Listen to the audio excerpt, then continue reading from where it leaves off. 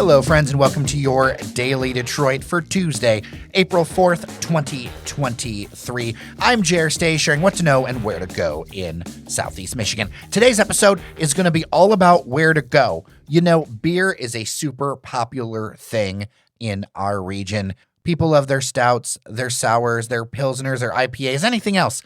How can you kind of navigate your way through it? Well, Chris Moyer from Visit Detroit is here to talk about their brew trail. Let's just get into that conversation. Chris Moyer from Visit Detroit, welcome to Daily Detroit. Jer, it is such a pleasure to be on the show because, I truly feel like that first-time caller, long-time listener moment here. I work for Visit Detroit, as you said, an organization that basically tries to be the champion of our region, telling people what to do, where to go, what to see.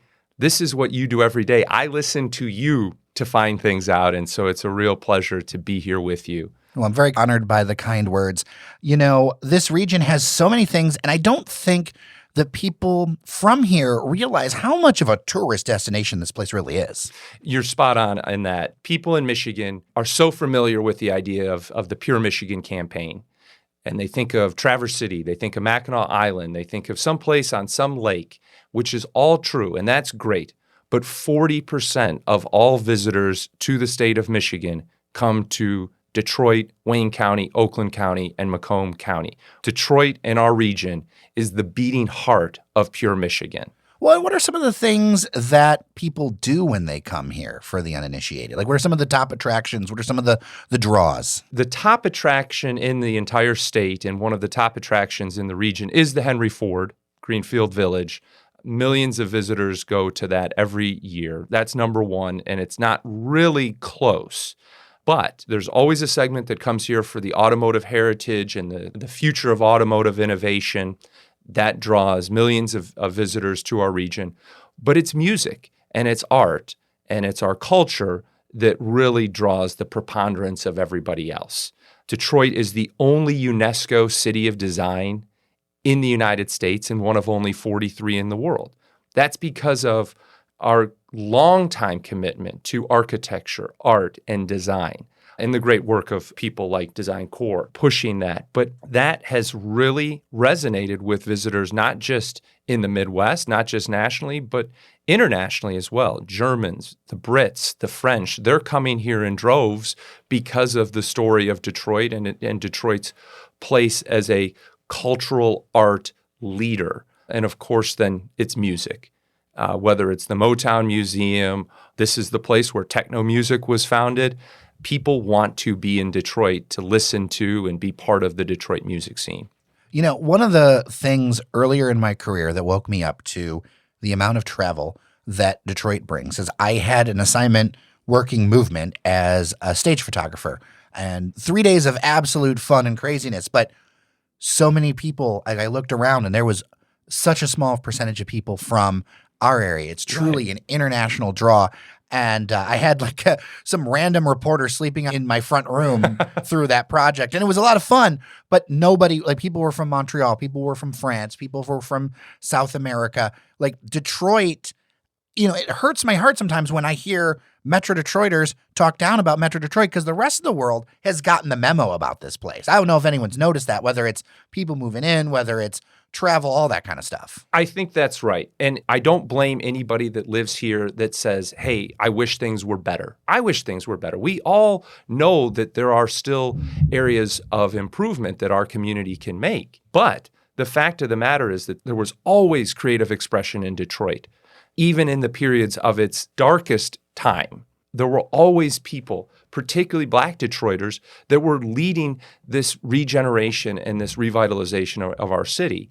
Now we're being recognized nationally and internationally. There's a Canadian publication that just called Detroit America's Best Kept Secret, because this is a very, very cool place to be. You always hate to say, hey, we're cool. Let somebody else say it. Right. Other people are saying it now, and it's very gratifying.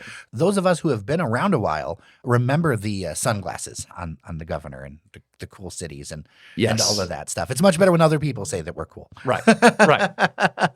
Let's talk about what you're here for, because I know that there is a number of programs that Visit Detroit does I think we can only really like address one in depth in the time that we do the show, and that's going to be your brewery tours, which I am excited about because, of course, always love a good beer. I know that a lot of listeners love good beer. Kind of set the table on what this is. I know that Metro Detroit has a lot of breweries that are across the region. And just so that people know, Visit Detroit isn't just about promoting downtown. You serve the metro area, correct? That's absolutely correct. Oakland County, Macomb County, Western and Downriver Wayne County as well. 4.3 million people. This is that beating heart of pure Michigan. So what was the inspiration behind this project? Well, Michigan is a fantastic state for craft breweries. There's no question about it. And there are beautiful, wonderful, fantastic breweries all over the state. Grand Rapids likes to call itself Beer City, USA. And they have a wonderful claim to that. It's a great town for beer. But the truth is, Detroit has more breweries. And when I say Detroit, I mean the Metro Detroit area. We've got more than 80 breweries and distilleries throughout that Tri-County region. And it was time to make sure that Detroit recognizes our legacy of brewing, our legacy of creating great spirits and distillation, and help put these wonderful breweries and distilleries on the map. And so we've created the Detroit Brew Trail. There are more than 80 breweries and distilleries in the region. 30 breweries and distilleries have signed up to be a partner in this. There is no cost for a brewery to enter, to be a part of the Brew Trail. There is no cost for a patron to sign up to be part of the Brew Trail. The idea is just knowing where they are, what they're serving, where to go, kind of like what Daily Detroit does. Well, an old friend of mine who lived out east for a while before moving here said that Metro Detroit has everything that other places have. It's just you got to know where it is. Right. Right? Because it's not all on the same, like on one block, right? It's not like you go and there's 2 blocks of a bunches of bars or something like that. There are some areas that are more dense, but in general, it's something where you need to know where to go. You need to have somebody kind of help guide you. So I think this kind of thing is really fun for that. So how does this work? It's pretty simple. So if you go to visitdetroit.com, you can search Brew Trail on that, sign up on your phone to be a part of the Brew Trail. That will give you access to all of the breweries that are member affiliated. Again, no cost to the patron or to the brewery. And then when you go to a brewery, you check in. You can show your phone and say, hey, I'm here because of the Brew Trail, and you can get discounts on beer, you can get discounts on food, you can get discounts on merchandise, depending on the particular brewery that you're going to. Very cool. Very cool. And is this something where you can kind of get points and... Exactly. So you cannot go to all 30 members of the Brew Trail in one day. You certainly couldn't do all 80 in the region. I feel like this could be a very large Mad Cat challenge, and Engineer Randy may be listening to this in the distance going, really? Really? Though we do not advise such things, and even if you do try, please, somebody else drive. Yes, absolutely. You definitely need to have a designated driver or use a rideshare app. If you're going to try 30, which you're not going to do. You're not going to try all 30 in one day. But what I would say is, hey, set goals. That's what life's all about. Set goals for yourself and say, hey, I'd like to try all 30 this summer. Yeah. That'd be a great thing to do. And that gets you to fantastic places all over the region, from downriver up into Macomb County, out into Oakland County. You will get to experience the little downtowns that dot our region, get to see parts of the region that you might not have known about.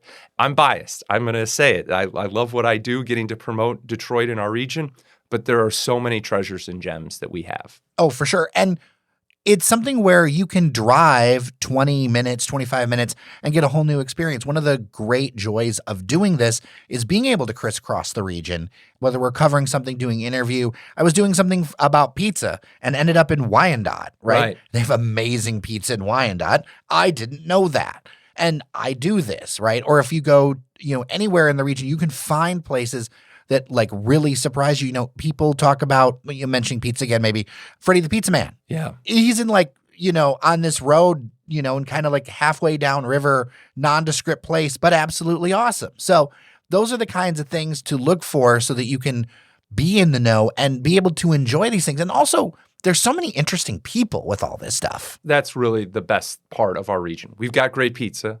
We've got great beer that you can drink while you're having the great pizza.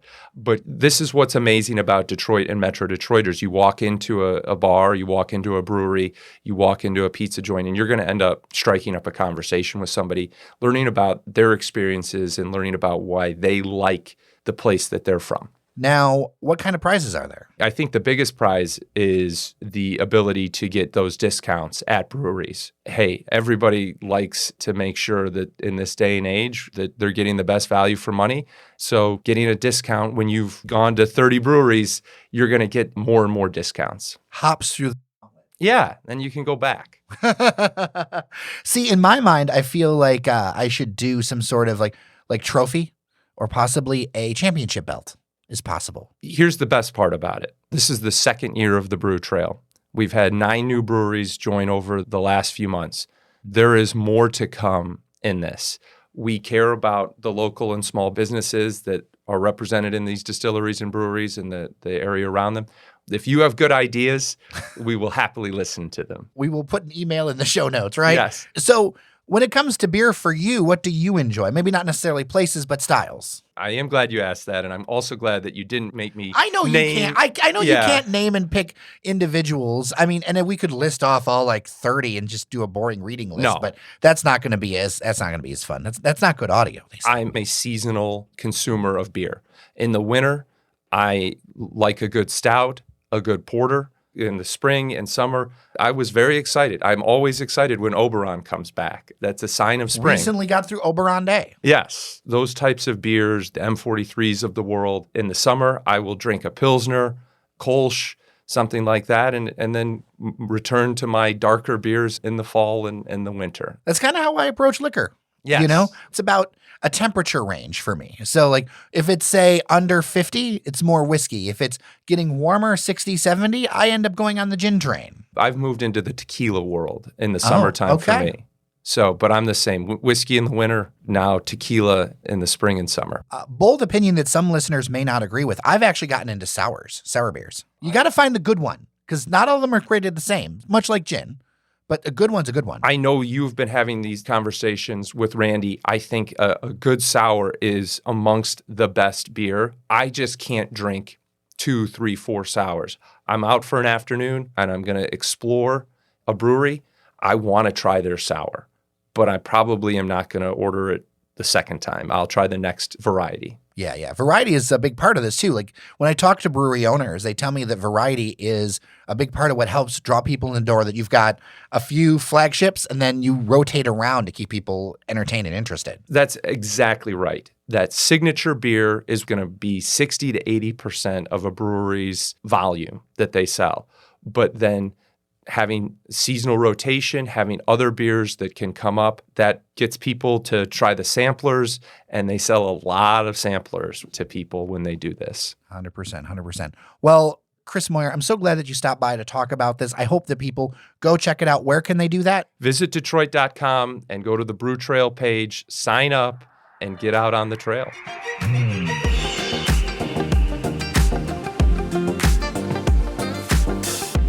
And we are done for today. Thank you so much for listening to this fun edition of Your Daily Detroit. Tomorrow, Robin Runyon will be back. We took a tour of the newly renovated Book Tower. It is gorgeous. We've got our thoughts, some details, all of that. You're not going to want to miss that episode. All right, I am Jer Stays. Thank you to our members on Patreon, patreon.com/dailydetroit for supporting us. Remember that you are somebody, and we'll see you around Detroit.